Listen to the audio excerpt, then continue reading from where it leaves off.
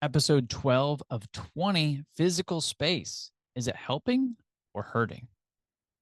In the last episode, episode 11, we opened up with Dixie Elementary, a Title I elementary school that went from a D in their state score all the way up to an A. And one of the things they did, you should go visit to see this, is they have some interesting spaces. They started talking about this conversation of the third teacher. So what's the third teacher mean? It means you've got the teacher that you can learn from, you've got other students that you can learn from, and you have the space that you can learn from, right? So they started looking at that space. Their teacher practice was high and they were moving it towards project-based learning. So it became student-centered and collaborative. So their students were learning. So, well, what about the space? What's that mean? How does that work? So they started to investigate that. They have this awesome space. It's filled with tables, chairs, meeting spaces, and they just breathe learning into the situation. As soon as you walk in, you think, wow, something different's going to happen here. Something collaborative. Look at all these spaces. How do I use that? Does that chair go up and down? So there's inquiry in the space. And I'm not saying that you have to completely redo your entire classroom with your furniture, but I really think we need to be open to the idea of this third space and how can you do the best that you can with what you have. Because if you go to our national model high school in Indiana, they also have an amazing collaborative space. They have booths throughout their school. They have glass walls that actually open up and you can combine classes. They've got a teacher's lounge, well, teacher's lounge, a planning area that's all together. So the teachers can come together and collaborate, or they can go out and grade papers individually, kind of all in the same room though. But what happens is the space makes it easy to collaborate, right? It's not a barrier to collaboration. And sure enough, more collaboration happens that way. It's a big deal. Our K-12 National Model School in Florida, uh, not only has it withstood two direct hits from hurricanes, but it's also a super collaborative space. It's all run on solar power. So that's how the hurricanes haven't really affected it. There were no downed power lines. It's really pretty amazing. The community rallies around the school. They use it as emergency shelter because it's always up and running. And they also have these collaborative spaces. Maybe it's a larger space and they've got, I've seen it as I'm walking through, there's 50 second graders in the room. And I'm like, they're all in these like triads and doing exactly what they're supposed to be doing. I'm like, this is amazing. Like, what is happening here? Right.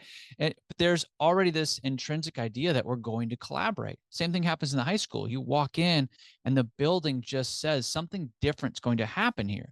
Your educational experience is going to be different and it makes, well, a big difference. So you see the pattern, and you may not be able to redesign your whole school, but the question is, what can you do? So let's find out. I think you've got this. I think every teacher can make classroom adjustments to help their space work for them with these three steps.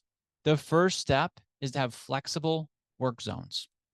We want our learners to collaborate, but they need structure. They need spaces. If you're always in rows, right, in individual desks, and you say, hey, let's get together and talk about this. And even if you're structured, I would say one of the structures would also be a group contract.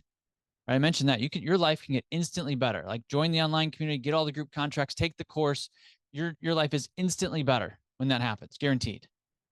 So you've got group contracts as a structure, but then what if your classroom had a structure for collaboration? And I'm not saying it has to be in pods every day, but what if you know that you're going to be collaborating on this day? So have some of your learners, you know which learners really like to help with the physical things, right? Like, hey, Ryan, can you help put these into groups of 4? And you start moving the desks. As soon as kids walk in, there's going to be this, oh, something different's happening. And they're now, the stage is now set for something different. And now you're going to bring out the group contracts. You're going to have a protocol, right? But do you see how you're already kind of set up for success? This is what happens in these PBL environments where you look around, it looks like magic because they're all just talking. It's like there are these small cues from this third teacher, the space that we're doing something different. Today's collaboration day. And then the next day you put them in rows. Oh, right. We've got a unit test today. We're going to do that individually. Something's happening, right? This space starts to tell the learners as soon as they walk in the door what's happening. And frankly, it tells you as a teacher what's happening. Today's a collaborative day. I'm going to be walking around like crazy. wow, I'm really going to get my steps in today, right? Like you're going to nail your steps because you're going to be walking from group to group to group to group, right? That's going to be your day, right? You're getting updates all day. You're going to stand by some learners. Like, there's some learners you have to stand right next to because your physical presence helps them stay focused, right? So it sets you in the same mindset as well as your learners. So it's a big deal, but have some flexible work zones where things can go in and out for different purposes. This second tip for your classroom adjustment is going to be student ownership, right? Let the learners help. I mentioned, having those learners that like to do some physical tasks, like have them put the desks together. But what if you went a step further? What if they got to help plan some of these flexible zones? You could watch the YouTube video by Sir Ken Robinson. There's an RSA Animate version where it's like the talking like dry erase board, right? Where it's changing educational paradigms is the title. And he walks through some different ideas in education that says, hey, it could look differently. So again, you're setting the stage. And now you say, hey, learners, what if we start to plan our room differently? What if we can make it more collaborative? What would you do? Have them work in groups, have them present. Right now, this is a small presentation that they can start to practice for their big presentation. You want to start giving them those skills. You want to build those muscles. So it's a small presentation time, and have them justify their answers. Have them build out a prototype. Have them develop norms for the spaces. These are the rules that we'll have when we're in collaboration mode, right? This is what we'll have when we're in individual mode. And what I really like to do then is to try something out, right? If you've got 8 groups in the room, you can't have 8 different, sets of your classroom all the time, but you could try 1 or 2 things. Like, hey, I noticed a theme throughout is you think we should put our desks together on Wednesdays when we're having our check-in time. Let's try that. You guys want to try that? Yeah, let's try it, right? And now it's a student ownership idea. So now you're bringing in voice and choice to this third teacher that's in the room. And again, your kids are going to get it. They're going to walk in and say, oh, yeah, it's Wednesday. That's right. We came up with this idea that'd be more collaborative. I bet it's going to be awesome. And they're already kind of leaning in, trying to help make it work. Now, is there more to it? Yes, there's group contracts, there's protocols, but you're starting off on the right foot, and that's a big deal. So that's the second tip.